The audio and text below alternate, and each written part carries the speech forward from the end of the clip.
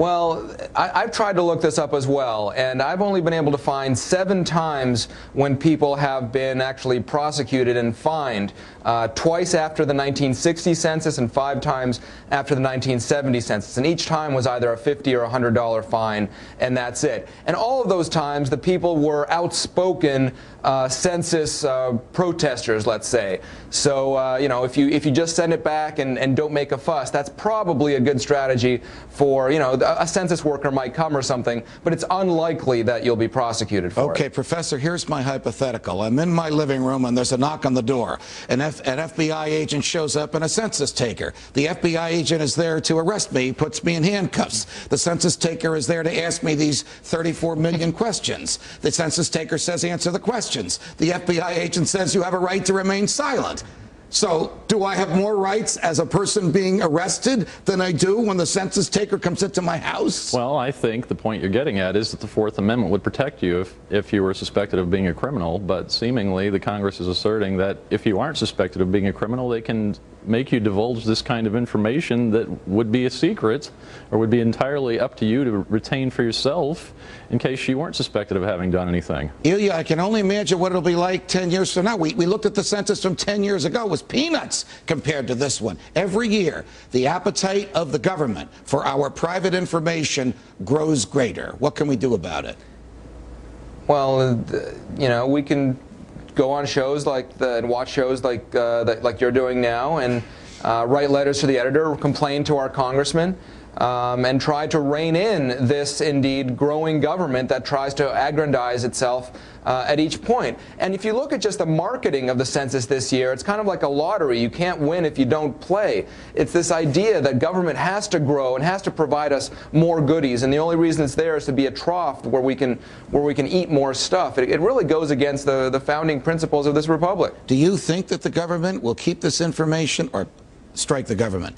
Do you think that the Commerce Department will keep this information private and to itself as it claims it is? Do you think anybody takes that promise seriously, Kevin? Well, we don't have any reason to think that they would keep this kind of thing secret. There's never been any success in any government effort to keep this kind of information secret. But one point that does need to be made is that a lot of people seem to be upset with this long census form, and so they are omitting to respond to the census at all. It should respond the number of people that live there. That's right. Otherwise, their own districts are going to be underrepresented in their state legislatures, and their states will be underrepresented in Congress. So they should respond to the constitutional questions. Kevin Gutzman, Ilya Shapiro, thanks very much for joining us.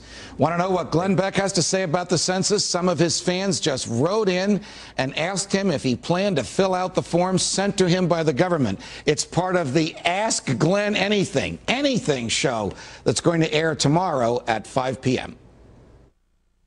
This one that was sent in from a woman named Annie B. She says, I received my census today and really don't feel that I should have to give them all of the information they've asked for. How much by law, if anything, do we have to provide? We have a census form at our house that we just got. I am going to answer the question, how many people live in your home?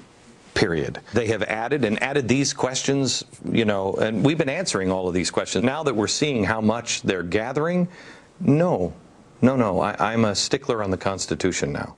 Stickler on the Constitution. Glenn will answer more of your questions tomorrow at 5 p.m. right here on the Glenn Beck program. It's a special show.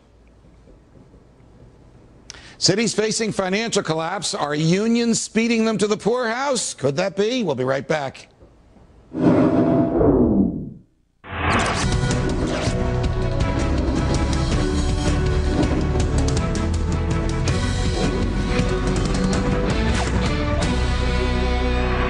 There's a $1 trillion gap in retiree benefits in this country, according to the Pew Center on the states.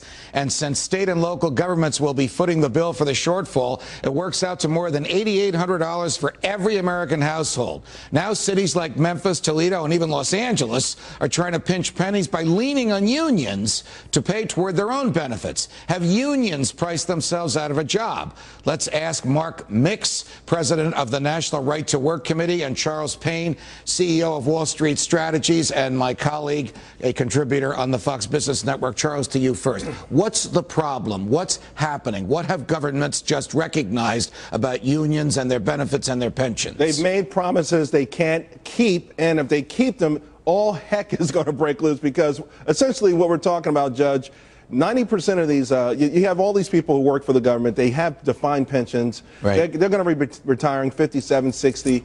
People who are going to have to pay those pensions have to work till they're 67 years old. They have no pension. So imagine this. You're getting up every morning, going to work. You don't even have a pension. They're taking money, out of your paycheck to pay someone else sitting on the beach who retired 10 years earlier. Mark, are these ironclad contracts that the governments that are stuck with them can't change? I mean, is this something like the UAW and General Motors, where there can only be a change if the union agrees to relent and give back? Or is there something that can be done about this, even if the unions won't play ball?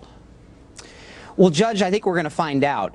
You're right. Most of these contracts are allegedly ironclad, but we have a city in California where we're actually going to get a peek at what may happen here. Vallejo, California filed Chapter 9 bankruptcy because of things that Charles talked about. They made promises they can't keep and the taxpayers can't keep. They were allowed to void one contract. A bankruptcy judge said you could void one contract. He allowed the city to set aside a couple others.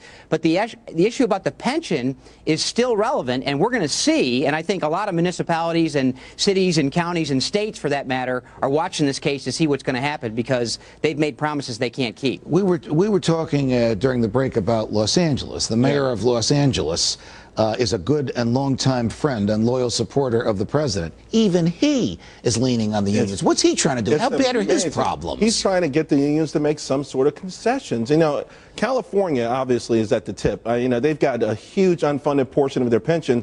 Also, there are other obligations, you know, post-retirement obligations like health benefits. None of that's covered. Every single, like $48 billion, none of it's funded. They have to do something immediately. If the unions don't cave, Mark, if the government, if the courts don't interfere, will non-union workers be working for less money so that union workers can continue to receive these higher hourly wages and these Cadillac health plans that were negotiated by the governments back when they thought the money would never run out? Yeah. Well, we're already past the Rubicon on that, Judge. I mean, government employees' benefits and pay packages are much higher than the private sector taxpayers who are paying those wages. But, you know, this problem started back in 1937, and I go back to Franklin Roosevelt, who said that the model of collective bargaining that we understand in the private sector cannot be applied to the public sector.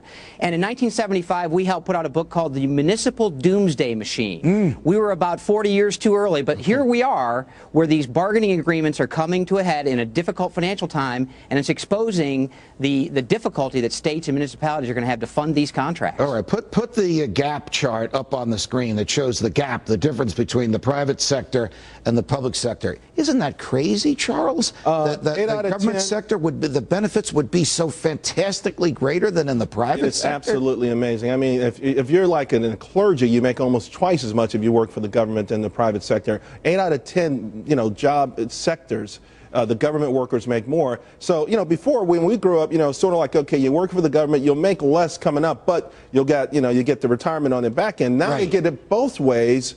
And, you know, here's the thing, though, Judge. Government's getting bigger, not larger. Well, not the state and local, but the federal government, obviously, is growing like crazy. Mark, how did we get to this point in our history where you can make more money? Well, this never happened before, that you would make more money doing the same job in the government that you did in the private sector. For 200 years, or maybe until FDR, maybe for 150 years, it was the other way around. How did this happen?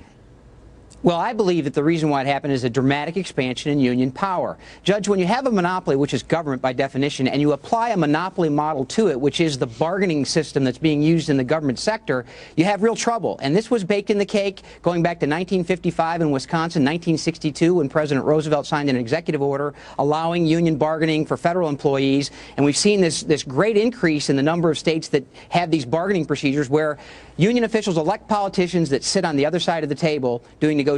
And because of the financial crisis we're in, we're seeing it.